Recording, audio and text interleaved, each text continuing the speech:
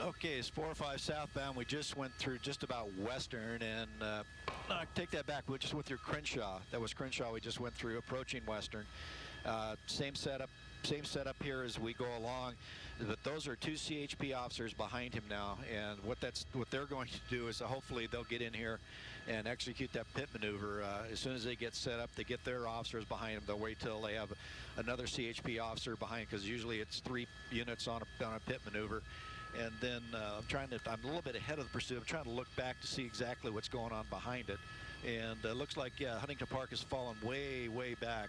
And they are really clear now. If they wanted to go ahead and do that pit, they could do this now without any problem at all. But, yeah, CHP very used to these pursuits on the freeways as they go south on the 405, coming up on Western. At Western we're going over right now.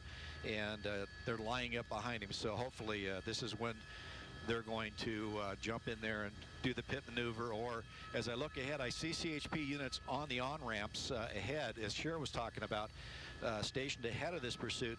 And then sometimes the CHP will then get out on the freeway and throw those spike strips. They're exiting the freeway here. I believe this is Normandy that we're getting off on.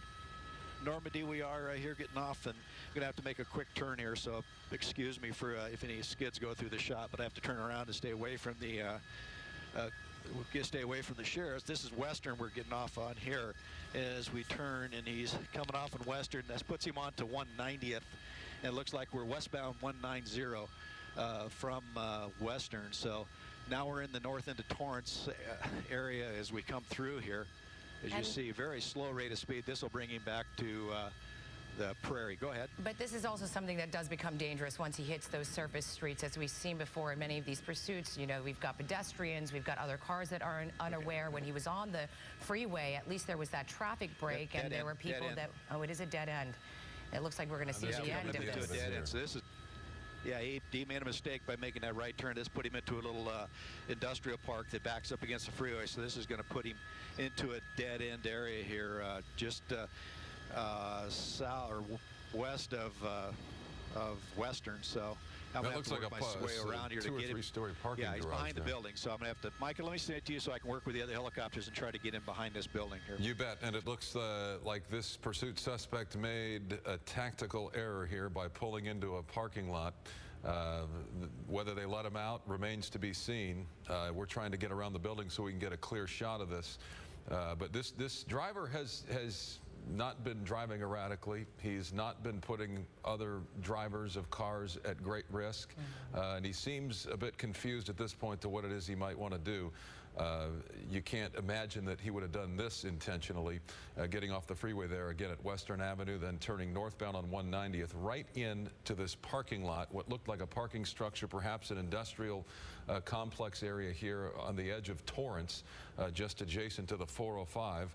And now he's making his way back out onto a surface street. And it doesn't look like there are any officers there at the exit of that parking lot. And so now he goes back out onto the street, and we'll see what he does here when he comes into the intersection with these other cars around, still driving very, very slowly. Went right through that red light over there. There are some cops that are on the periphery there, as you saw on that corner, but still CHP, that's now the lead agency on this pursuit, not doing the pit maneuver just yet. Plenty of opportunity at this very low speed that he's going at, but for whatever reason, it's still not at that point where they've decided to do that pit maneuver. He ran a red light. He's starting to pick up some speed here now, and maybe we can go over to Tim Lynn and we can get the exact location of where the pursuit is headed now, where he is right now, rather. Yeah, Sherry just went through Van Ness here, coming back up onto Crenshaw, and 5's going to stay on the south. All right, and Tim will continue to follow this, winding through the streets of Redondo Beach now. This driver at relatively low speeds throughout this pursuit. The better part of an hour now we've been following this. It originated in Huntington Park. We believe just the driver is behind the wheel of that red car, no other passengers in the car, just the driver on board that car. CHP, now the lead agency in this pursuit. Huntington Park PD had been for some time up and down the 110, the 405, for a moment, we believe, on the 105. Again, this started in Huntington Park. No license plates on the car. Police department very suspicious. tried to make the stop, and then you have the story unfolding that we're watching here now through the South Bay.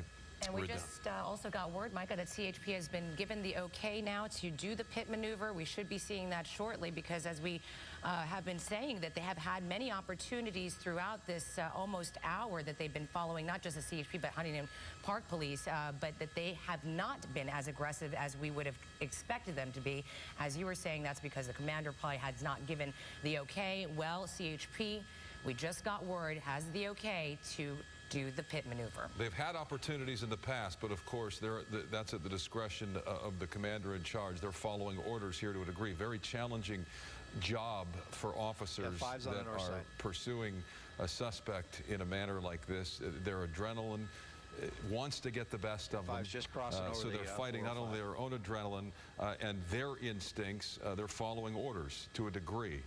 And so they have many challenges, emotional, physical, as they follow, but often you'll see them relinquish the lead car for another. I mean, you're giving guys breaks. You don't have the same guy behind the wheel right up against this pursuit suspect's bumper for the entire pursuit. But that is CHP there, the lead agency, and this is where the danger really kicks into high gear when they go through intersections like they are here. Fortunately, this driver, here you go. This is looking like he's about to ready to do a pit here as we go right into the freeway. Perfect timing. Not really, but there they go on the other side up. We see headlights spinning. There is a pit maneuver. Tim, if you can come with us. I believe we just saw the pit right there, the headlights spinning around just as they came out of the freeway. Yeah, you got him as he went right on the freeway. I'm bringing Sky 5 around to a spot here where we can see this. You can see CHP has put him up there into the fence area as we come around, kind of set up here to the east. There you go, spun up onto the curb. And of course, again, put him right pit maneuver as they went underneath the freeway. Perfect spot for it. You have containments and things of that sort all the way around him. Now CHP will wait and point their guns at him, hold behind their cars, and then give him verbal commands to come out. And then, as you see right there, CHP just holding off, doing the best they can to keep an eye on him. Very dangerous right now, not knowing what the guy's going to do. 5's holding off to the northeast. And you see right there, just poised. I'm going to hold right here as the CHP gets ready to do. CHP gets ready to do their extraction here, but they're not going to rush this at all. They're just going to sit there and get ready to take what comes. But you see all the CHP officers back there. That's the arrest team that's setting back, getting ready to move up. Those 2 officers up by the front door there, they're watching for any type of movement that may go on. And then start giving verbal commands to this guy to get out of the car. First thing they'll try to do is get him to toss the keys out. That will try to disable the car. So now the driver door coming open appears to be complying with the CHP right now. Hopefully he gets out, puts his hands up, faces away from him, what he should do. But then the arrest team standing at the trunk lid of that CHP unit. You see the guy coming out, hands are up. And hands over the back of his head. He looks like he's stumbling around just a little bit there, so we may have a little intoxication going on. But you see there, he's leaning up against he leaned up against the front of the CHP car, but he keeps putting his hands down. That's one thing they don't want you to do, or don't want this guy to do, is to put his hands up. Now they're going to slowly move up to him. Obviously, he's not complying with their commands, and he's maybe intoxicated, but you see they're very gingerly putting the handcuffs on him and holding him there. So it looks like a good ending to a pursuit here. CHP finally pitting this guy as we went back up underneath the 405 freeway there on Artesia and taking him into custody. And as it looked like he was kind of stumbling around just a little bit there, so we may have an intoxicated driver as well as the other traffic violations that went on with us. But there he is. He's in custody, being taken back to the police car. So a successful ending to a pursuit here, ending in the Lawndale area.